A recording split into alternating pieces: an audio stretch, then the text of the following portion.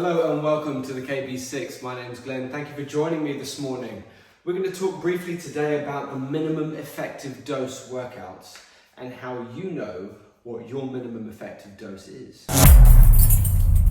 So I've been talking a lot over the last 6 months about the minimum effective dose workouts because I'm 35. I've got a 2-year-old son, a busy life in general, as we all do. We've all got 24 hours, but they're not the same 24 hours every day, and they're not the same compared to someone else. So sometimes getting in a full workout is just not an option. But hopefully we've got goals that we're working towards, and exercise feels good, so we want to fit that in. So you need to have an understanding of what you're working towards, so that when it comes to those times where you don't have much time for a workout, you can be as precise with your exercise selection as possible. I think of this in 3 categories, and those 3 categories tend to be in energy systems, because then I can dictate the workout according to the energy system that I want to improve on that day. Am I working strength? Am I working for hypertrophy or aesthetics? Am I working cardio or for my heart? Now, I've got goals for each one of those, but there are plenty of people who just have goals for one. So if you've got goals for each one of those, let's talk briefly about that first, because it can seem a little bit overwhelming. If I've only got, say, 15 to 20 minutes, and I know that I want to improve my strength in my pressing or shoulders, then I'm going to put together a short workout that gets me warm as quickly as possible, progresses me to a working weight as fast as possible, and allows me to then focus on something like a classic 3x5 or a 4x5.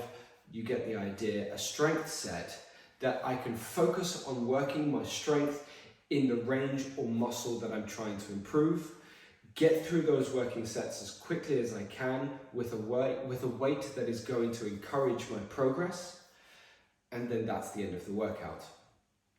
In any normal scenario, that workout may still include accessory work, a burnout set, some cardio to finish perhaps.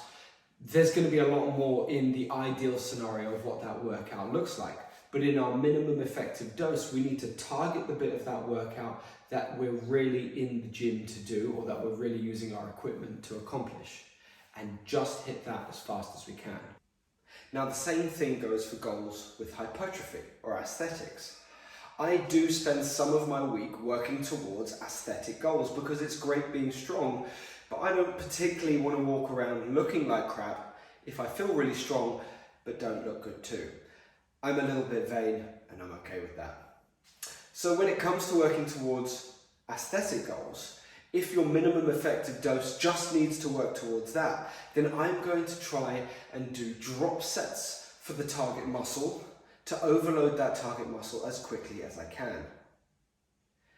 During those workouts, the only goal is hitting failure as efficiently as possible.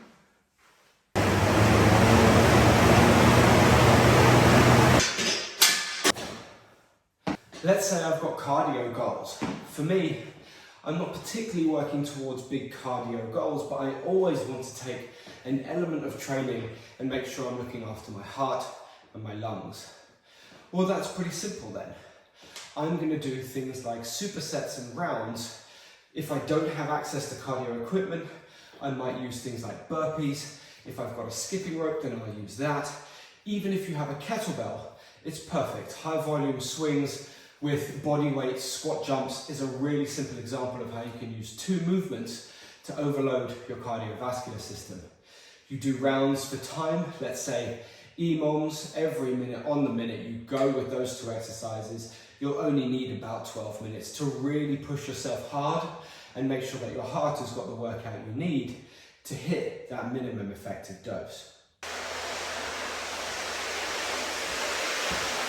So long as you know what your goal is, and like I said, it could be as simple as knowing that you only have strength goals that you're working towards. It could be as complicated as knowing that you've got 3 goals to work towards, like me. But so long as you know what your goal is on the day, the workout can be relatively simple. You want to hit that energy system hard as quickly as possible, so long as you're being safe, and finish the workout.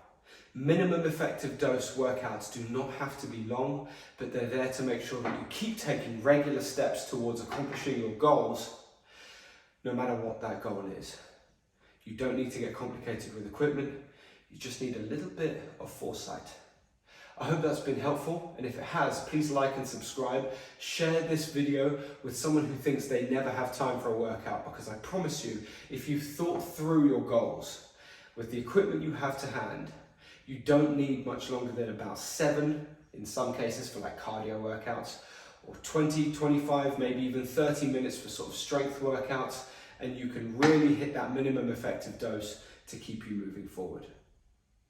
If you haven't already, check out my Instagram @thekb6 for daily content, workout tips and tricks. Subscribe to this channel for more coaching advice, workouts you can follow along with, and share this video to help this channel grow. I really appreciate it. Otherwise, I hope you enjoy your next minimum effective dose workout, because getting in a short workout is better than missing a day altogether. See you soon.